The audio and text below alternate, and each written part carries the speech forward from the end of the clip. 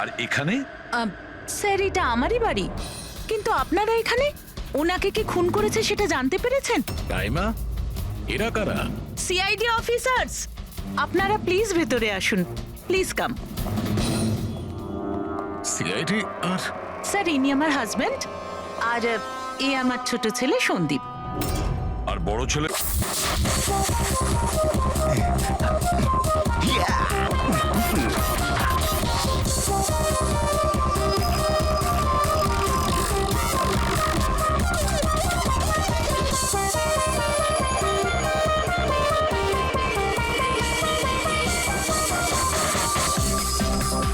Guys, thank you so much এত সুন্দর পার্টির জন্য। লোক ঠিকই বলে নিজের দেশ নিজের হয় আর নিজের বন্ধুরা নিজের হয়। ঠিক। আর নিজের গার্লফ্রেন্ড নিজেরই হয়। I love you so much. I love you too. আচ্ছা প্রীতি, মানতে হবে আজকাল এমন রোমান্স কিন্তু দেখাই যায় না। গাইস, আমি কিছু ড্রিঙ্ক নিয়ে আসছি। ওকে। Hey, can I get you a drink? I mean, কি খাবেন আপনি? কেন? তুমি waiter? By the way, I'm Saurabh. আর আপনি? দেখো, যদি তুমি এই পৃথিবীর একটাই ছেলে হতে তবুও আমি তোমাকে ইন্টারেস্ট দেখাতাম না। তাই এই নাম টাম জিজ্ঞেস করে টাইম ওয়েস্ট করো না। Hello hello,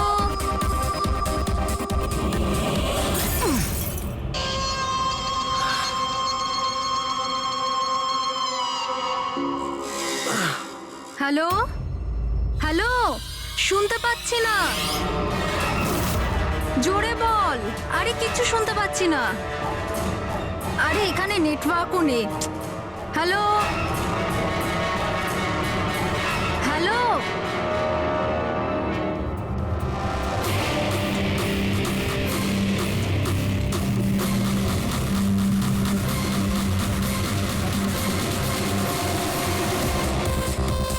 can you hear me? Tanisha, network কি করে চলে গেল?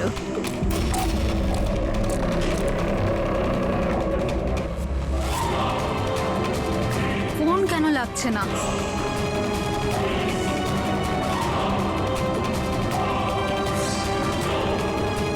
হ্যালো আয়েশা, আয়েশা তুই আমার কথা শুনতে পাচ্ছিস?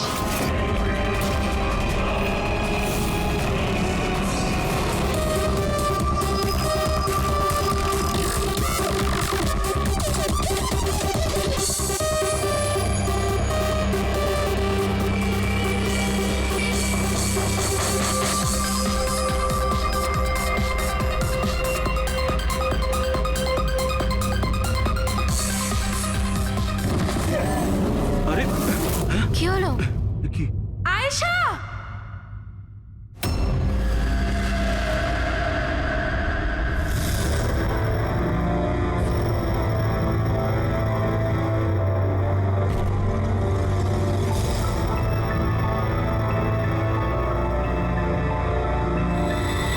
কি করে হলো এগুলো?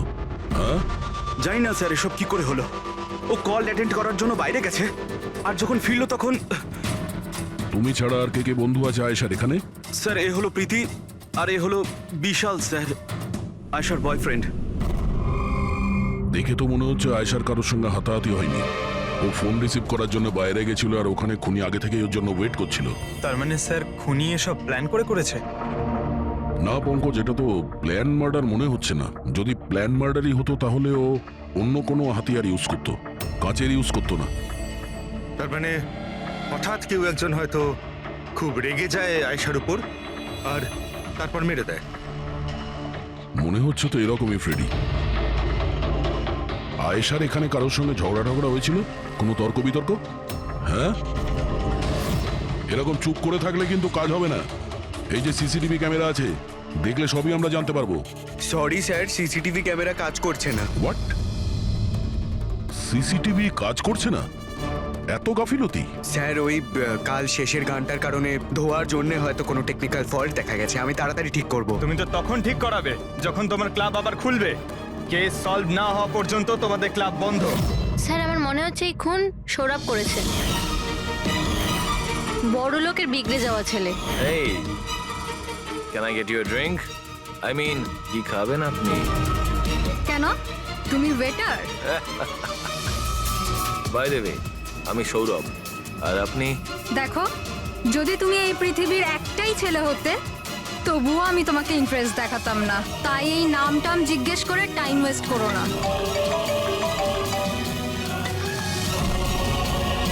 যখন আয়েশাকে উত্তর দেয়নি তখন ও রেগে পিছন পিছন বাইরে গেল। সৌরভ কোথায়? স্যার ও তো নেই। তোমাকে বলেছিলাম না আমি, কেউ এই ক্লাব থেকে বাইরে যাবে না। স্যার যেতে দিইনি আমি, হয়তো ও অপরাধ করার পরেই পালিয়ে গেছে, আয়েশার ভেতরে আসার আগেই। এই আয়েশা আর সৌরভ বাইরে কোন দিকে গেছিল? স্যার ওইদিকে।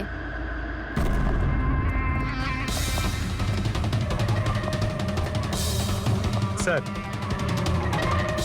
রক্তের দাগ। তাহলে এখান থেকে আয়েশা ভেতরে গেছিল। আগে দেখি। স্যার দেখুন, এখানেও রক্তের দাগ। পঙ্কজ, ও নো, এত রক্ত! আর এই কাঁচের টুকরো, মনে হচ্ছে আয়েশার উপর হামলা এখানেই হয়েছে। Sir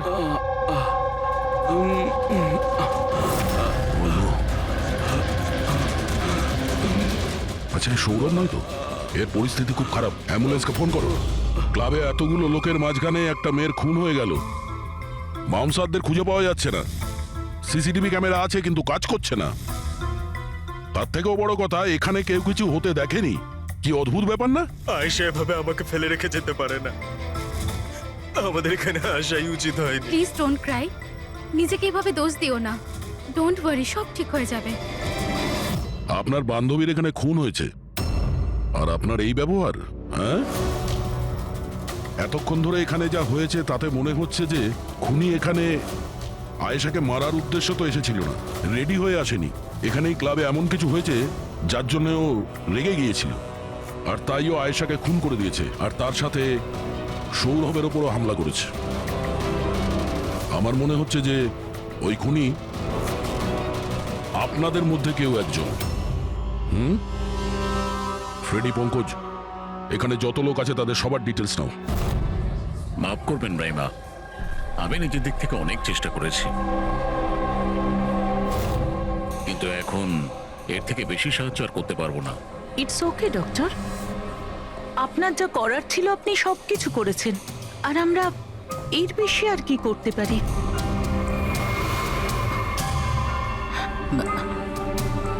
what happened doctor? আপনি ঠিক আছেন তো? হ্যাঁ, আমি ঠিক আছি। আমার একটা অস্বস্তি হচ্ছে। Excuse me. কোথায় যাচ্ছেন আপনি? আমি ওয়াশরুম থেকে আসছি। তানিশা, আয়েশার মৃত্যুর আগে তোমার সাথে ওর ফোনে কথা হয়েছিল, তাই না? আচ্ছা, ওই ফোন কলের ব্যাপারে আমাদের কিছু ডিটেলে বলতে পারবে? স্যার, ডিস্কোতে খুব জোরে মিউজিক বাজছিল বলে আমি বেশি কিছু শুনতে পাইনি। হ্যাঁ, কিন্তু আমি ওকে এটা বলতে শুনেছিলাম, কি হয়েছে বলো না, কি হয়েছে? তোমার কি খুব কষ্ট হচ্ছে? ডাক্তারের কাছে নিয়ে যাব? এটা তুমি কি করছো? মানে আয়েশা এইসব কথা ওই খুনির সঙ্গে বলছিল? স্যার, এর থেকেও বেশি অবাক হওয়ার বিষয় এটাই যে আয়েশার খুনি ওকে বলছিল এখান থেকে পালিয়ে যেতে। আশ্চর্য ব্যাপার, খুনি আয়েশাকে পালিয়ে যেতে বলছিল, অথচ আয়েশা খুনির চিন্তা করছিল। আচ্ছা, তুমি একটা কথা বলো তো, তুমি ওই ভয়েসটা চিনতে পারবে যার সাথে আয়েশা কথা বলছিল? না স্যার। স্যার, কিন্তু খুনি যখন আয়েশার ব্যাপারে এত চিন্তা করছে তাহলে ওকে মারলই বা কেন? সেটাই তো, খুনি ভিকটিমের চিন্তা করছিল আর ভিকটিম খুনির চিন্তা করছিল।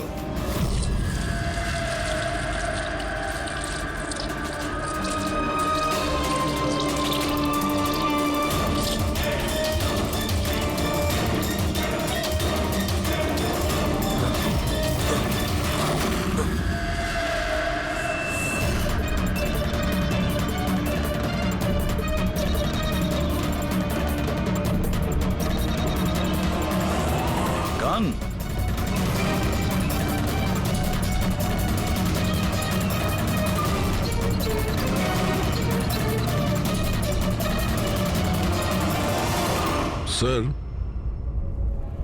ওর যেখানে গুলি লেগেছে সেটা ছাড়া ওর শরীরে আর কোথাও আঘাতের চিহ্ন নেই। মনে হচ্ছে খুনি হঠাৎ এখানে এসে ওর উপরে গুলি চালিয়ে দিয়েছে। এরকম হতেই পারে। এই দেখো, এখানেও রক্ত। একটা কথা বুঝতে পারছি না স্যার, খুনি গানটা এখানে ফেলে রেখে গেল কেন?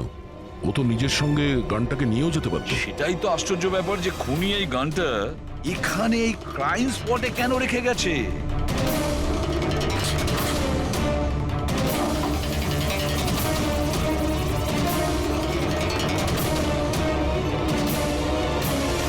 স্যার,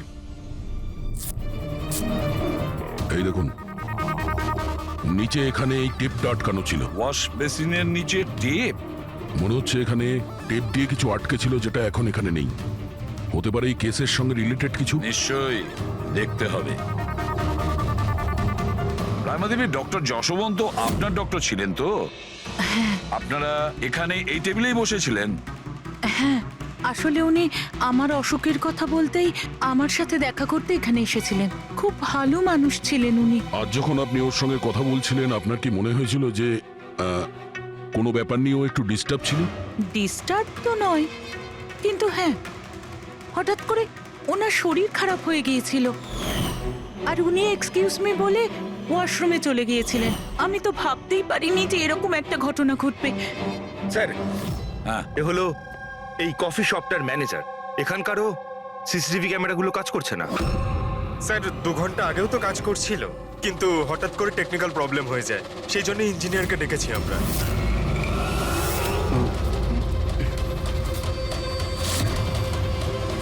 এই, একটু দাঁড়াও, এখানে এসো। হ্যালো স্যার, কেমন আছেন? আমার অবস্থা ছাড়ো, নিজেরটা বলো। তোমরা দুজনে এখানে কি করছো? এমনি ঘুরতে এসেছিলাম। কফি শপে ঘুরতে এসেছিলে? কাল রাত্রে তোমার বান্ধবীর খুন হয়ে গেছে। তোমার দ্বিতীয় বন্ধুর কেঁদে কেঁদে অবস্থা খারাপ, আর তোমরা দুজনে এখানে এই কফি শপে আড্ডা মারতে এসছো? এখানেও একটা খুন হয়েছে। বিষয়টা কাকতালীয়, তাই না? সত্যি কাকতালীয়ই বটে, কারণ আমরা তো জানি না ডক্টর যশবন্ত কে। হ্যালো, ওকে বিউরোতে নিয়ে এসো। ওকে ওকে ওকে ওকে ওকে, থ্যাংক ইউ ভেরি মাচ।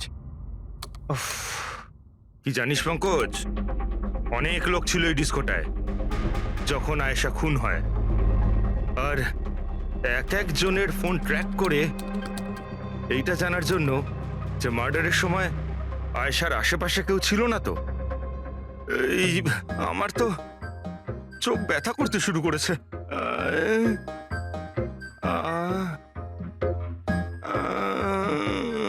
আরে স্যালাডগুলো চোখে লাগানো বন্ধ করুন ফ্রেডি স্যার। আরো কত লোকের নাম্বার ট্রাই করতে হবে, কাজ করুন। ভগবান। সৌরভ, এখন তোমার শরীর কেমন? শরীরের আঘাত না হয় আজ নয় কাল ঠিক হয়েই যাবে স্যার, কিন্তু যা আমি ওই দিন দেখলাম সেটা হয়তো সারা জীবন কোনোদিনও ভুলতে পারবো না আমি। না আমি ওই পাবে যেতাম, আর না আমি আয়েশার চিৎকার শুনতে পেতাম। কিন্তু আয়েশার পিছন পিছন তো তুমি গিয়েছিলে। ও তোমার সঙ্গে ভালো করে কথা বলেনি, সেই জন্য। এই কথাটা সত্যি স্যার যে আমি আয়েশার পেছনে গিয়েছিলাম, কিন্তু আমি যখন ওকে ড্রিঙ্ক অফার করলাম ও বারণ করে দিল স্যার। ইনফ্যাক্ট ও আমার ইনসাল্টও করলো স্যার। তাই আমার খুব খারাপ লেগেছিল স্যার, আর তাই আমি ওর পিছু নিয়েছিলাম। ও মাই গড, কে করলো এই সব কিছু? চলো তোমাকে আমি হসপিটালে নিয়ে যাই। হেই হেই, দাঁড়াও, আরে দাঁড়াও। আর তারপরে? স্যার আমার এখনো মনে আছে যখন আমি ওর রিস্টটা ধরেছিলাম স্যার, সেটা একেবারে নর্মাল ছিল না। ওটা নর্মাল মানুষদের রিস্ট ছিলই না। আমার খুব অদ্ভুত ফিল হয়েছিল স্যার।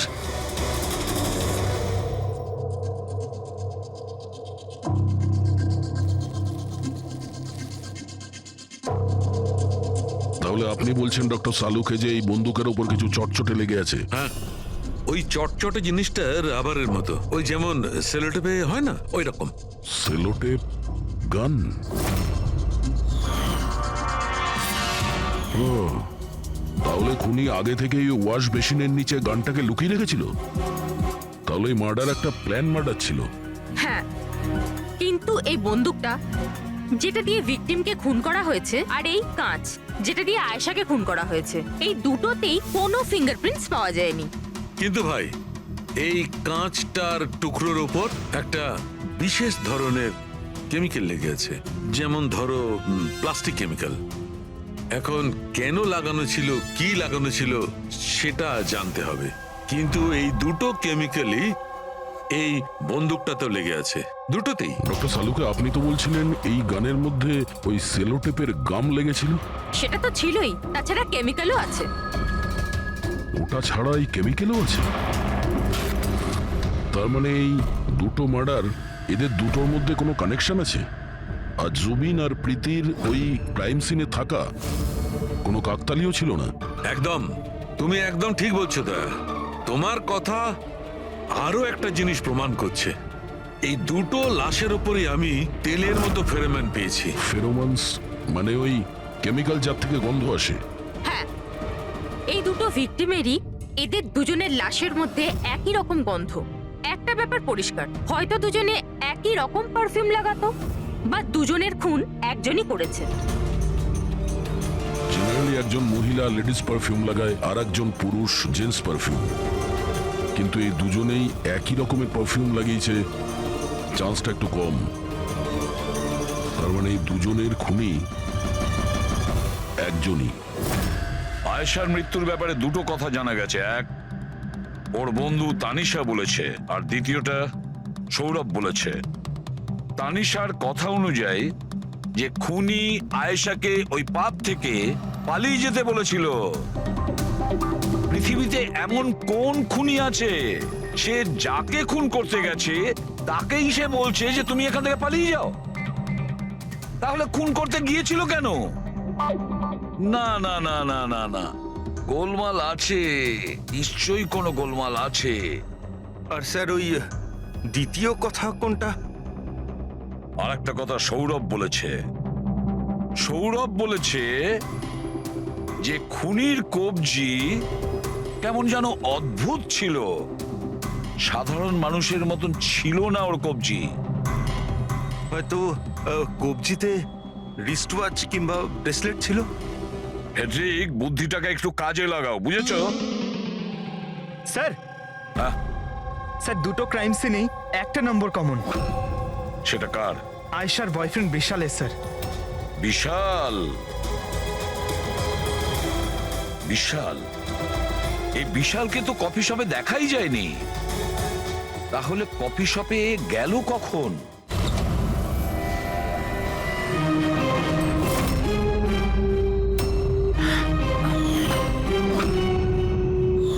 রায়মা দেবী, আপনি আর এখানে? স্যার, এটা আমারই বাড়ি, কিন্তু আপনারা এখানে? ওনাকে কি খুন করেছে সেটা জানতে পেরেছেন? রাইমা, এরা কারা? CID officers. আপনারা প্লিজ ভেতরে আসুন, প্লিজ কাম। সিআইডি? আর স্যার, ইনি আমার হাজবেন্ড, আর এ আমার ছোট ছেলে সন্দীপ। আর বড় ছেলে বিশাল, সে কোথায়? কিন্তু কি হয়েছে স্যার? দেখুন, আসলে ব্যাপারটা হলো ডক্টর যশবন্ত আর আয়েশার খুনে আমাদের মনে হয় হয়তো বিশালের কোনো হাত আছে। এ আপনি কি বলছেন? অভিযোগ প্রমাণিত হয়নি, কাউকে গ্রেপ্তার করতে পারেননি, তো যে কোনো কাউকে ফাঁসিয়ে দেবেন? দেখুন, সিআইডির কাজই হচ্ছে অপরাধী পর্যন্ত পৌঁছানো, নাকি কোনো নিরপরাধীকে ধরে এই কেসটা বন্ধ করে দেওয়া। আপনি দয়া করে একটু বিশালকে ডাকবেন। দাদা খুন করতেই পারে না, আপনারা দয়া করে ওকে ধরে নিয়ে যাবেন না। সন্দীপ, আমরা কিন্তু তোমার দাদাকে এখানে ধরতে আসিনি, আর আমরা এটাও বলিনি যে তোমার দাদা কিছু করেছে। আমরা তো তোমার দাদাকে কিছু প্রশ্ন করব, ব্যাস। আপনারা আমাকে সন্দেহ করছেন? এক মিনিট বিশাল, তুমি ভেতরে যাও। আমি এই সিআইডির লোকেদের তোমায় বিরক্ত করতে দেবো না। দেখুন, সিআইডির কাজে বাধা দেওয়াও কিন্তু একটা অপরাধ, তাই প্লিজ আমাদের নিজেদের কাজ করতে দিন। বিশাল,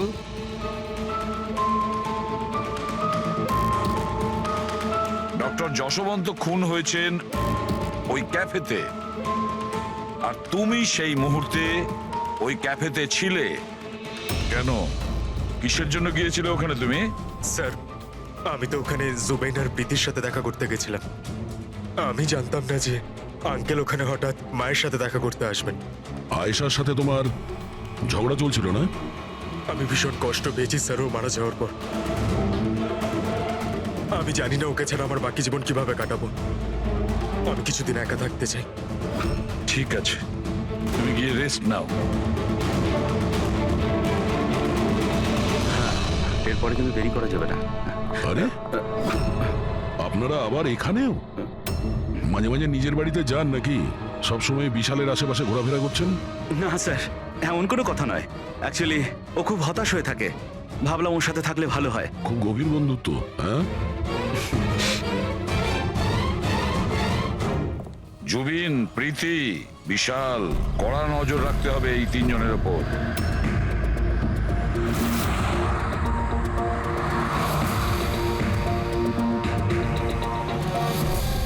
তিনজনের বাড়িতে এমন ক্যামেরা ফিট করেছি না স্যার, একটা মাছি ঢুকলেও সব টের পেয়ে যাবো আমরা। তুই যাই বলিস, কাজের লোক, দুধওয়ালা আর সবজিওয়ালা এদের মাধ্যমে গোপন ক্যামেরা বসাবার আইডিয়াটা কিন্তু দারুণ ছিল। ভালো ছিল না? কিন্তু আমার ছিল না, দয়া স্যার ছিল।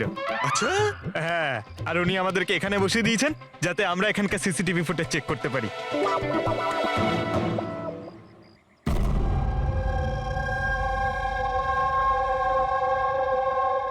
আরে বস, বস একটা বড় সূত্র হাতে এসেছে যেটা এই কেসটার সলভ করতে সাহায্য করবে। সেটা কখন বলবে? আরে বলছি তো। আরে তাহলে বলো তাড়াতাড়ি। আরে ভাই, নিঃশ্বাস তো নিতে দাও।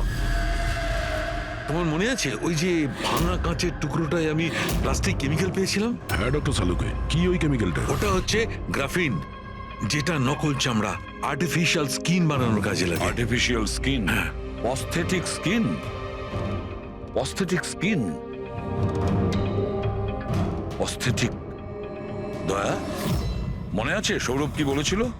যে খুনির হাতের ওপর ও অদ্ভুত কিছু দেখেছিল। Prosthetic skin, prosthetic arm. তাহলে কি এই খুন কোনো রোবটের মাধ্যমে হয়েছে? মানে খুনির ওইভাবে সাহায্য চাওয়া এটা তো নয় যে এই খুনটা আনইনটেনশনালি হয়েছে, না চাইতে? না দয়া, অনিচ্ছাকৃত খুন এইভাবে হতে পারে না। আর রইল কথা রোবোটিক আর্মের। এই রোবোটিক আর্ম তো কারোর কথা মতোই চলতে পারে, তাই না? আচ্ছা সালুখে, এমন কোন লোক আছে যে এই রোবোটিক আর্ম বলো, প্রস্থেটিক আর্ম বলো বা রোবোটিক আর্ম বলো, এই সব কিছুর ব্যাপারে খুব ভালো রকম দখল আছে? হ্যাঁ আছে তো, ডক্টর জাসমিন। তাহলে দেখা করা যাক ওই ডক্টরের সঙ্গে।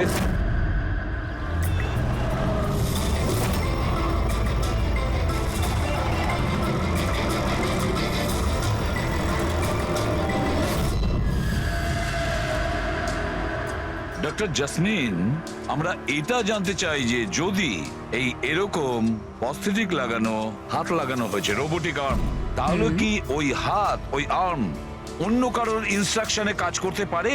মানে নকল হাত লাগানো হয়েছে একে, কিন্তু এই হাত দিয়ে কি কাজ করাতে হবে তার কন্ট্রোল এর কাছে নেই, বিয়ের কাছে আছে, তাই তো? কারণ আমাদের সন্দেহ হচ্ছে যে খুন নিজের ইচ্ছায় করছে না, কেউ ওকে দিয়ে করাচ্ছে। স্যার, এটা শুনে যতটা কঠিন মনে হচ্ছে আসলে ততটা কঠিন নয়। হ্যালো, দামিনীকে একটু ভেতরে পাঠাও। হ্যাঁ, সেই রুগীটাই যার কাল টেস্ট হয়েছিল। রুগী?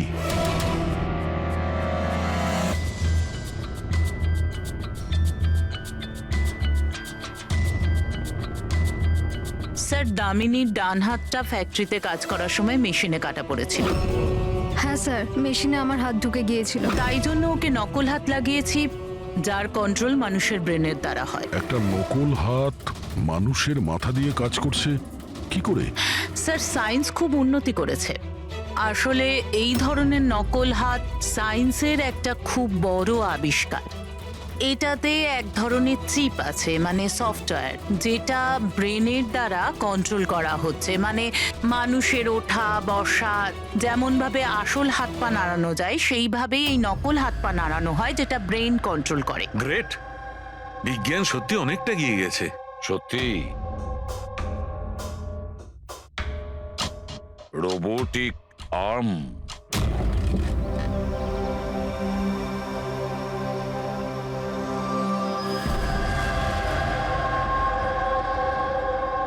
বাই। ওরা ওখানে হাক করছে আর আমরা এখানে গাড়িতে বসে আছি।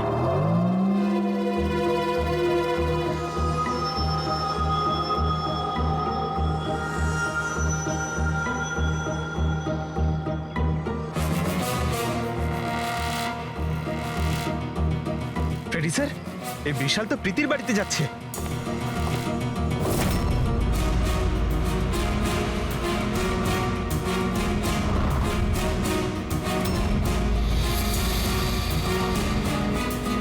বিশাল, তুমি টেনশন করো না, কেউ কিচ্ছু জানতে পারবে না।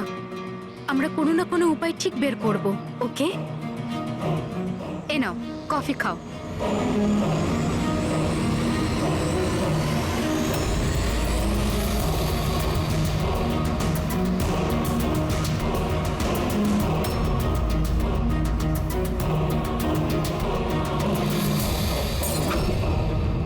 বিশাল, প্রীতি, আরে ওকে। প্রীতি পালাও।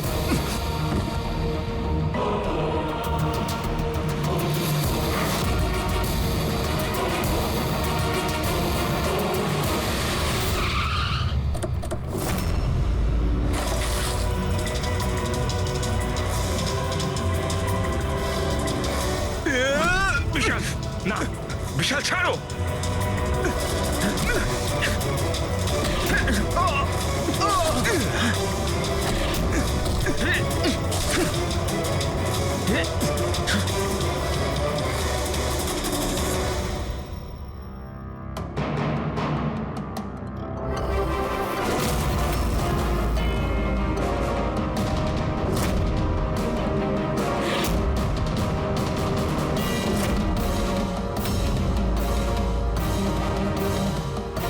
আমি স্বীকার করছি, আয়েশা আর ডক্টর আঙ্কেলকে খুন আমি করেছি স্যার। তুমি এখানে কি করছো? কি হলো? কি হচ্ছে এটা? আমি বুঝতে পারছি না কি হচ্ছে আমার হাতে। কিছু প্রবলেম? কি হচ্ছে বলছো না কেন কিছু? ডাক্তারের কাছে নিয়ে যাব? এটা কি করছো? এটা কি করছো? আয়েশা পালাও এখান থেকে, পালাও। আমি বলছি তোমাকে পালাও, আয়েশা।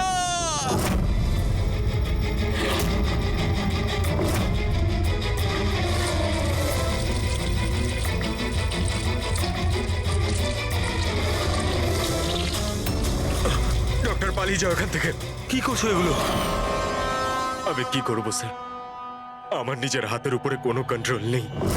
কি তোমার হাত তোমার কন্ট্রোলে থাকে না? এর মানেটা কি? জানি না, হঠাৎ করে মাঝে মাঝে কি হয়ে যায়। সেই কারণে তুমি আয়েশাকে ওখান থেকে চলে যেতে বলেছিলে? হ্যাঁ স্যার, আমি আয়েশাকে ওখান থেকে পালাতে বলেছিলাম। আয়েশা পালাও এখান থেকে, পালাও। আর আমি অনেকবার চেষ্টা করেছিলাম যাতে আমি ডক্টর আঙ্কেলের কোনো ক্ষতি না করি। ডক্টর, পালাও এখান থেকে তুমি। একটা কথা বলো, কেন গিয়েছিলে তুমি ওই ক্যাফেতে? আমি ওখানে ডক্টর আঙ্কেলের কাছে আমার হাত ঠিক করাতে গেছিলাম, আর জুবেইন, প্রীতি আমাকে সাহায্য করছিল, কারণ আমি আমার বাড়িতে বলতে পারতাম না যে আয়েশাকে আমি নিজের হাতে খুন করে দিয়েছি স্যার। আমি জানি স্যার, আমার কথায় বিশ্বাস করাটা খুবই কঠিন, কিন্তু সত্যি এটাই, খুন আমি নয়, বরং আমার হাত করেছে। ডক্টর জাসমিন, বিশাল যা যা বলছে সেটা সত্যি? আমি বলতে চাইছি যে এটা কি সম্ভব যে একটা রোবোটিক আর্ম নিজে থেকেই ডেভেলপ করে আর সেই কারণেই তার মনে হয়েছে যে খুন করা যেতে পারে? চান্সেস কম স্যার,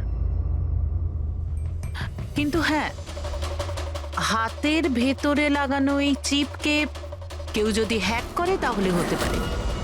কি প্রস্থেটিক হাতে লাগানো সফটওয়্যার হ্যাক করা যায়? হ্যাঁ দাদা, হ্যাক হতেই পারে, এটা পসিবল। যখন হ্যাকার এই নকল হাতের চিপ হ্যাক করে তখন এই নকল হাতটা তার ব্রেন দ্বারা কন্ট্রোল হয় না যার শরীরে এটা লাগানো আছে, বরং এই নকল হাতটা কন্ট্রোল হয় হ্যাকারের ব্রেন দ্বারা। তার মানে কেউ একজন বিশালের এই রোবোটিক আর্মের সফটওয়্যারটা হ্যাক করেছিল আর তারপরে ওকে দিয়ে খুন করায়। স্যার এর থেকে ভালো তো আমি এক হাতেই আমার সারাটা জীবন কাটিয়ে দিই। যে হাতটা অন্যদের জীবন কেড়ে নিচ্ছে, এরকম হাত আমার চাই না স্যার। বিশাল একটা কথা বলো, তোমার এই হাত তোমাকে বলছে যে সেই কাউকে মারতে চায়, তখন তুমি কি ভাবো? তখন তোমার মনের অবস্থা কি হয়, কি চলে তোমার মাথার ভেতরে? স্যার 2-3 মিনিট সময় লাগে। আমি পুরোপুরি ভাবে চেষ্টা করি আমার হাতকে কন্ট্রোলে আনার, কিন্তু 2 মিনিট পর আমার হাতই জিতে যায় স্যার।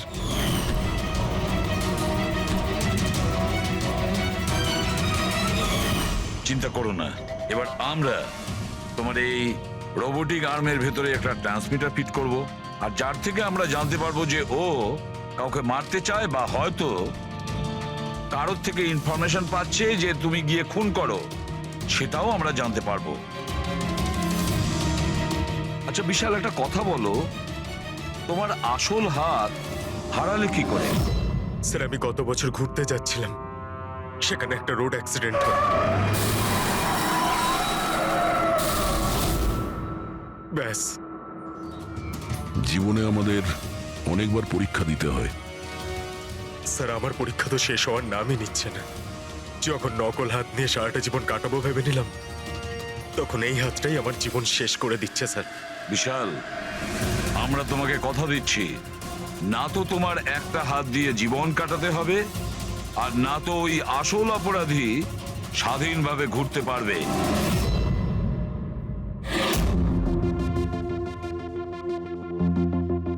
বিশাল, অপরাধী প্রথমে বিশালকে দিয়ে আয়েশাকে খুন করায়।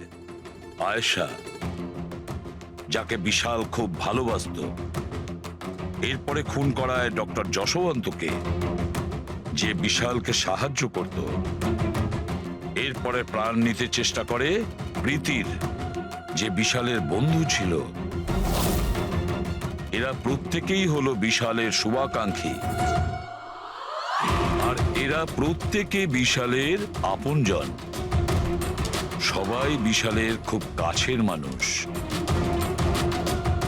তাহলে এই অপরাধী কে হতে পারে? কে সেই অপরাধী? এও তো কোনো কাছের মানুষ হতে পারে, বিশালের কোনো আপনজন। পঙ্কজ, বিশালের অ্যাক্সিডেন্টের পুরো ডিটেল আমার চাই, A to Z। Hello sir, আমি Jaspal. Computer expert? Yes sir. Computer hack করতে পারো? যত বড়ই কম্পিউটার হোক বা সার্ভার, এক তড়িতে হ্যাক করতে পারি। রোবোটিক আর্মের সিস্টেম হ্যাক করতে হবে, পারবে? নিশ্চয়ই স্যার, পারবো। এতে সবকিছু পেয়ে যাবে। হয়ে যাবে স্যার। আর এটার জন্য আমি ট্রেস রাউটিং এর ইউজ করব। সেটা আবার কি? হ্যাঁ স্যার, এই টেকনোলজিটার সাহায্যে বিশালের আশেপাশে প্রত্যেকটা কম্পিউটারকে আমি দেখতে পাবো। মূলত মেশিনের মধ্যে যে হোস্ট নেম আর অ্যাড্রেস থাকে সেটাকেই হ্যাক করতে হয়। আচ্ছা। আর ট্রেস রাউটিং এর সাহায্যে আমরা শহরের যে কোনো জায়গায় বসে থাকা যে কোনো হ্যাকারকে খুব ইজিলি খুঁজে বের করতে পারবো। ফ্যান্টাস্টিক।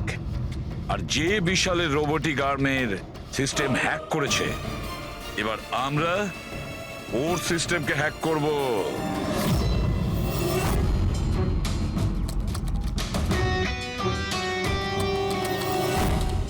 এই দেখুন স্যার, এই সময় বিশালের আশেপাশে এই সবকটা কম্পিউটার অ্যাক্টিভ রয়েছে, আর এর মধ্যে হয়তো কোনো একটাই ওই হ্যাকারের। শুধু একবার জানতে পেরে যাই ওই কম্পিউটারটা কোনটা, তাহলেই কাজটা সহজ হয়ে যাবে। যশপাল, তাড়াতাড়ি করো, আমাদের হাতে সময় কম। বিশাল আজকে আমাকে বাড়িতে কেন ডাকলো? আঙ্কেল আন্টিও নেই, জানি না কি ব্যাপার।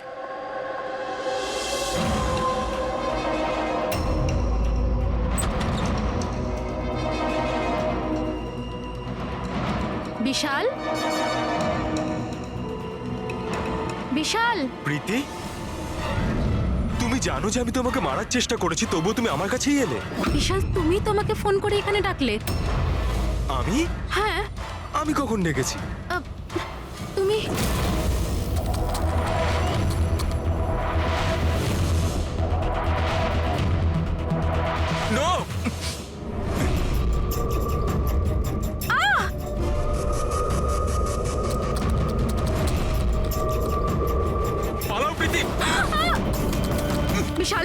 পালাও এখান থেকে। Vishal please, Vishal, Vishal please.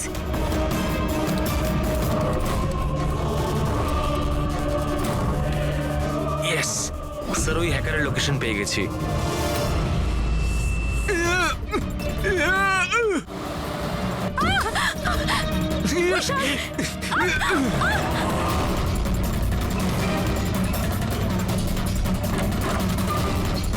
Sir আপনি এখানে কি করছেন? বিশাল প্লিজ।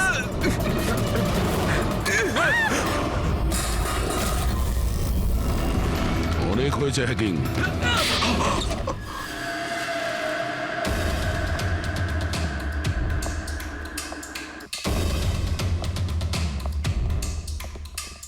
আবার এসে গেলেন আপনারা। এবার এটা যেন বলবেন না যে ওকে আপনারা ধরতে এসেছেন। আগে না, আমরা বিশালকে ধরতে আসিনি, খুনিকে ধরতে এসেছি, যে এই মুহূর্তে এখানে উপস্থিত। উনি এখানে? কি বলছেন আপনি?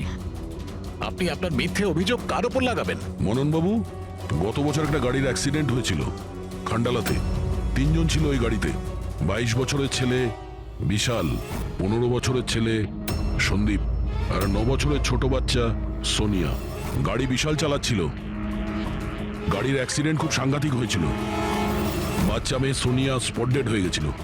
আর আর সন্দীপ প্যারালাইজড হয়ে গেছিল। ও এখনো চলতে পারে না। এসব আপনি কি করে জানলেন আঙ্কেল? ওই অ্যাক্সিডেন্টে সব থেকে কম আঘাত লেগেছে বিশালের, তবে যে আঘাতটা লেগেছে সেটাও কম নয়। বিশালের নিজের হাতটা হারাতে হয়েছে। আর তাছাড়া বিশাল আপনার সৎ ছেলে, তাই না? স্যার, বিশাল আমার কাছে নিজের সন্তানের মতোই। আমি আপনাকে রিকোয়েস্ট করছি, আপনি বিশালকে আমার সৎ ছেলে বলবেন না। আই এম সরি মদন বাবু, যদি সব বাবা আপনার মতন ভাবতো তাহলে তো ভালোই হতো। যদি রায়মা দেবী এভাবে ভাবতেন। কি রায়মা দেবী? আচ্ছা, আপনার মনে অনেক রাগ জমে আছে, তাই না বিশালের জন্য? কারণ বিশালের জন্য আপনি আপনার নিজের মেয়েকে হারিয়েছেন, আর আপনার নিজের ছেলে সারা জীবন চলাফেরা করতে পারবে না। আপনি কি বলতে চাইছেন? আমরা কি বলতে চাইছি ওটা এক্ষুনি জেনে যাবেন। পঙ্কজ,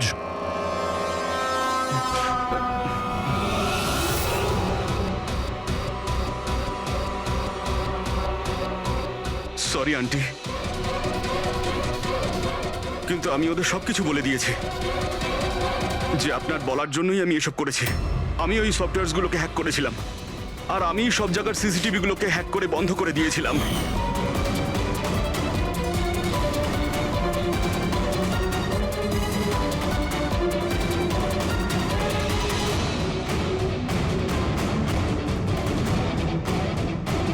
বিশালের থেকে প্রতিশোধ নেওয়ার জন্য আমি ওর গার্লফ্রেন্ডকে মেরেছিলাম। তারপরে ওই ডক্টরকে, যে বিশালকে হেল্প করতো, তারপর প্রীতির উপরে আক্রমণ। এসব করার জন্য আন্টি আমাকে অনেকগুলো টাকা দিয়েছিলেন। তুমি যে এতটা নিচে নেমে যাবে আমি ভাবতেও পারিনি। ঠিক আছে, সত্যিটা যখন আপনাদের সামনে এসেই গেছে, তখন আমি আপনাদের সবাইকে এটাও বলছি যে আমি তোমাকে মারার পর ওকেও মারতে চেয়েছিলাম। কারণ যেভাবে আমার আপনজনেরা কষ্ট পেয়েছে, আমিও চেয়েছিলাম বিশাল সেই কষ্টই পাক, ততটা যন্ত্রণা ওরও হোক। ওটা অ্যাক্সিডেন্ট ছিল, একটা ভুল। ভুল? তোমার একটা ভুলের জন্য আমার সারা জীবন অন্ধকার হয়ে গেছে। তুমি রাশ ড্রাইভিং করেছিলে, আর শাস্তি কারা পেল? আমি আর আমার সন্তানেরা। মা, আমি তোমাকে শুধু নিজের মা নয়, ভগবান ভেবেছিলাম। যদি আমাকে শাস্তি দিই তুমি শান্তি পেতে, তাহলে আমাকে অন্তত একবার বলতে পারতে। হাসি মুখে আমি জীবন দিয়ে দিতাম। আমি তোমার জীবনটা চাইনি, আমি তো তোমাকে বাঁচিয়ে রেখে কষ্ট দিতে চেয়েছিলাম। আর আপনারা সবাই আমাকে দোষ দিতে পারেন না, কারণ আমি যা করেছি সেটা আমার মায়ের মমতার জন্য করেছি। রায়মা দেবী, মা শব্দের অর্থ আপনি জানেন না, সেজন্যই আপনি এত বড় অপরাধ করেছেন। আরে মা তো সেই হয় যে শুধু নিজের নয়, অন্যের সন্তানকেও স্নেহ ভালোবাসা দিয়ে আগলে রাখতে পারে। বিশাল হয়তো আপনার গর্ভের সন্তান নয়, কিন্তু মা বলে তো ও ডাকতো, ও আপনাদের পরিবারেরই একটা অংশ। কোনো মাই তার ছেলের ওপর এইভাবে প্রতিশোধ নিতে পারে না। হ্যাঁ, সেটাও এত ঘৃণ্য। দুটো লোকের প্রাণ নিয়েছেন। না রায়মা দেবী, আপনি বড় ভুল করেছেন, বিশাল ভুল করেছেন। আদালত আপনাকে কোনোদিন ক্ষমা করবে না, কোনোদিন ক্ষমা করবে না। কঠোরতম শাস্তি হবে আপনার।